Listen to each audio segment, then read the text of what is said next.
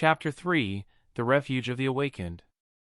In the heart of the ancient forest, amidst ruins that whispered of a time when the earth and humanity spoke the same language, Eli, Maya, and Alex found themselves at the dawn of a new existence.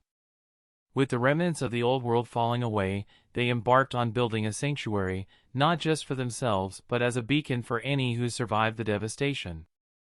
This was to be a refuge, a place of power where the newly awakened could thrive.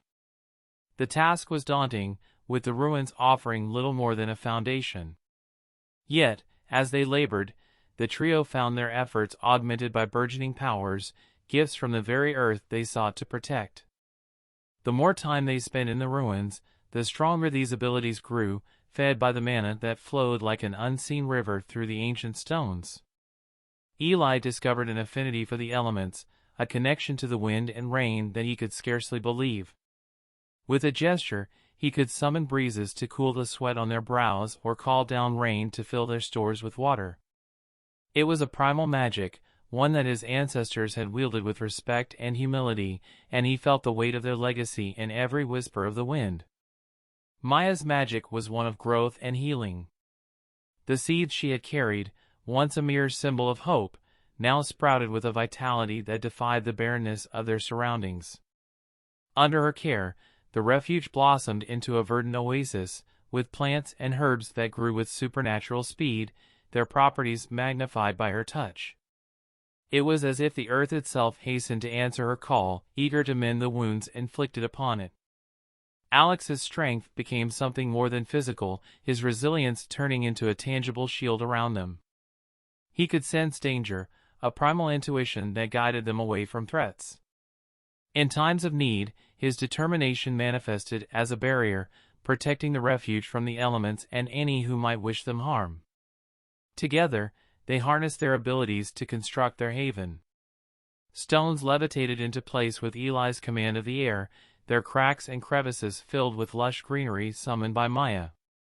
Alex, vigilant and unwavering, ensured that their sanctuary remained hidden, shielded from prying eyes by illusions that blended it seamlessly with the forest. As the refuge took shape, so too did their understanding of their powers. They were not mere tools but a connection, a bond with the earth that demanded respect. They learned to wield their magic with care, mindful of the balance between their needs and the sanctity of the land that provided for them. In this place of ancient power, the trio found something more than survival, they found a purpose. The refuge became a symbol of their defiance against the darkness that had consumed the world, a testament to the resilience of the earth and its children. As they stood within the walls of their sanctuary, looking out at the forest that hid them from the world, they knew they were the vanguard of a new era. Here, in the embrace of the ancient ruins, the first seeds of humanity's rebirth were sown, nurtured by the awakened powers of its protectors. The world outside might be ravaged and lost, but within the refuge, hope blossomed anew, fueled by the rediscovered magic that pulsed through their veins. Chapter 4: A Gathering Storm. As weeks melded into months, the refuge Eli, Maya, and Alex had built among the ancient ruins became a beacon, its pulse of ancient magic drawing survivors like moths to a flame. These new arrivals, haggard and worn from their ordeals, found not just shelter but a newfound purpose within the sanctuary's embrace. Each brought with them a fragment of the world that was lost, stories of despair and resilience, and, unknowingly, the dormant seeds of magic that lay within. Under the guidance of the original trio, the sanctuary flourished into a thriving community. The newcomers, once disoriented by their inexplicable draw to this place, began to understand the whispers of power that had guided them. As the magic within them awakened, a diverse tapestry of abilities emerged, reflective of the myriad cultures and ancestries that had converged in the refuge. Eli, Maya, and Alex assumed the roles of mentors, their initial mastery of their powers serving as a beacon for others to follow. Eli taught control over the elements, turning raw power into a harmonious dance with nature.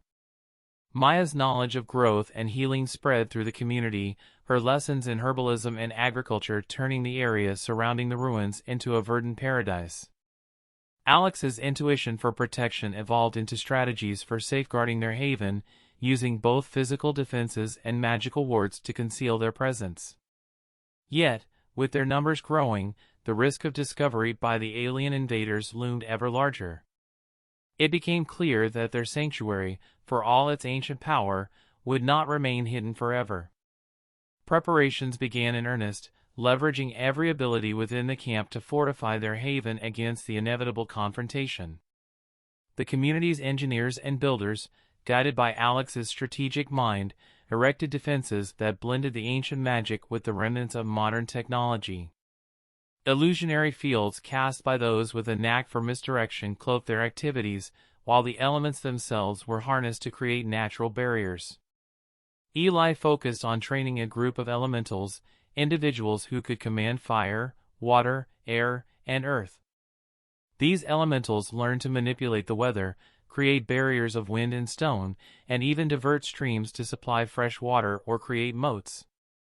Maya, alongside those gifted in the healing arts, established a sanctuary within the refuge, a place where the wounded could recover and where the knowledge of medicinal plants and magical healing practices was expanded and shared.